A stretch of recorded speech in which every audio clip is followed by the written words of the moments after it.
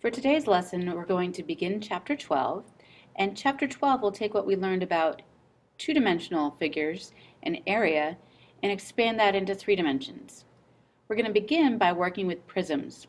A prism is a 3-dimensional figure made of 2 congruent bases, and those congruent bases could be rectangles like we have here, or they could be triangles, or they could be trapezoids, or hexagons or pentagons. They could basically be any shape, but there are 2 of them that are congruent and in parallel planes.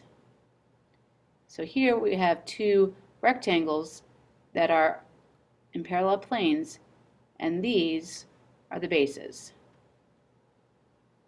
And then these sides here that are the edges that I traced out in red are the base edges.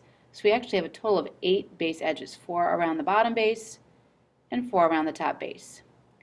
Then the other rectangles are called lateral faces. So here we have 4 lateral faces. We have a lateral face on the left, a lateral face that would be the front of this box, a lateral face that would be the back of the box, and a lateral face that would be the right of the box. And connecting the 2 bases together, we have what we refer to as lateral edges. So what I'm tracing over right now in yellow are lateral edges. Let's take a look at some calculations involving area and volume. Lateral area would be the area of the lateral faces.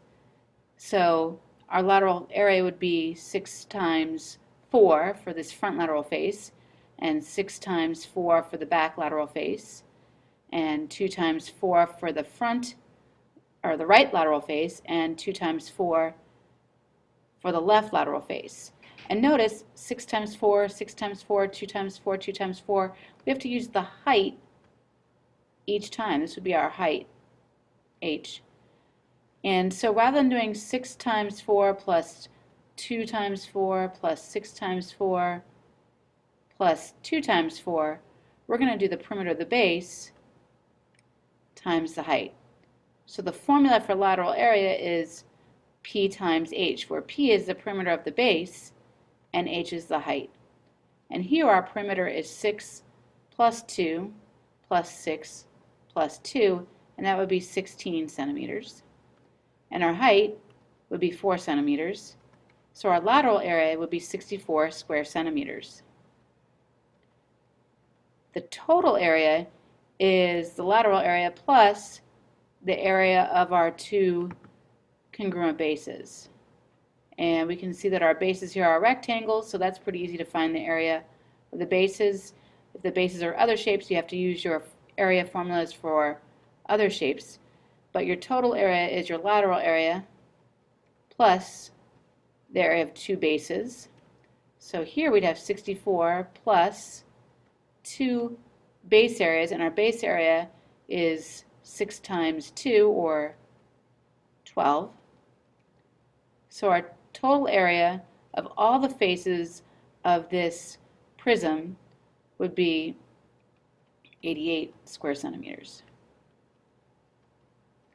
The last thing we're going to talk about relative to this figure is finding volume. And I know a lot of people think, oh, volume, that's just length times width times height. That's true for this figure because it's a box. It's a right rectangular prism. But if the shape of the base wasn't a rectangle, then length times width times height wouldn't work. A more generic or more general formula would be to take the base area times the height. And we already know the base area is 12 and the height is 4. So this would give us 48 centimeters cubed. Let's take a look at a very special right rectangular prism, the cube. The cube is special because all of its faces are squares, and that means that all of the edges, the base edges and lateral edges, are all congruent. So let's say that the edge length here is E. The volume would be E times E times E, or E cubed. And so the question is, what would the edge have to be, or what number would I have to have here so that when I cube it I get 8? And the easiest way to figure that out is to take the cube root of 8, and the cube root of 8 is 2. Another question we might want to think about relative to this particular figure is the total area. And the one thing we need to recognize is that this face here is actually a square. And so if our edge we said is 2, that means that our base area here is 4. But we know that all 6 faces here are congruent, so that means that they all have the same area, and the total surface area of this cube would be 24 square centimeters. Let's take a look at one final example. Here we're not going to have a right rectangular prism. We're going to have what's called a right triangular prism, and it says it is a base of a right triangular prism with a right triangle with legs of 3 and 4. In other words, think of like a doorstop. So we've got a right triangle with legs of 3 and 4. And I'm going to have another one of those right triangles,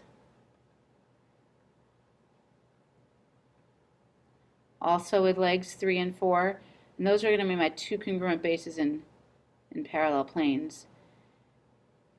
And now I'm going to draw in the lateral edges to connect the front and the back of the prism to each other.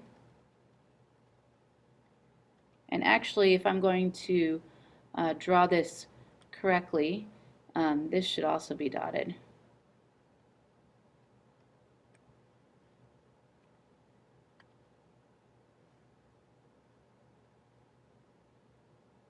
And it says the height is 20, and the height, remember, is the distance between the bases, so this is 20.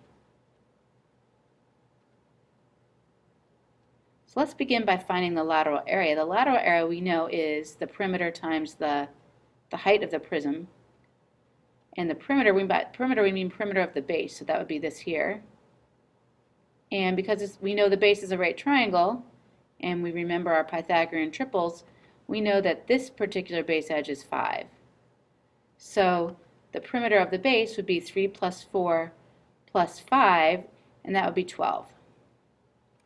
And then we need to take that times the height to get the lateral area. So the lateral area is 240 units squared.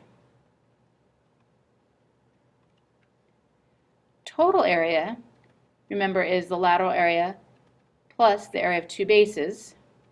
And the lateral area we figured out was 240. And now I need to find the area of this triangle here. We know the area of a triangle is 1/2 base of the triangle times the height of the triangle. So we'd have 1/2 times 4 times 3, because those would be my base and height of my triangle. I'm going to simplify this a little bit here. I would have 240 plus 12. And that would be 252 square units for the total surface area of the prism. And last but not least, the volume. Volume we know is base area times height, and the base area is the area of the triangle, so that's 1/2 times 3 times 4. And then the height of the prism is 20.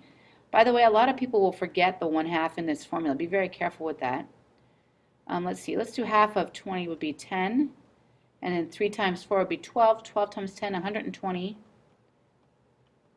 units cubed. Don't forget to do the survey at tinyurl, and we'll be going over several more examples in class tomorrow.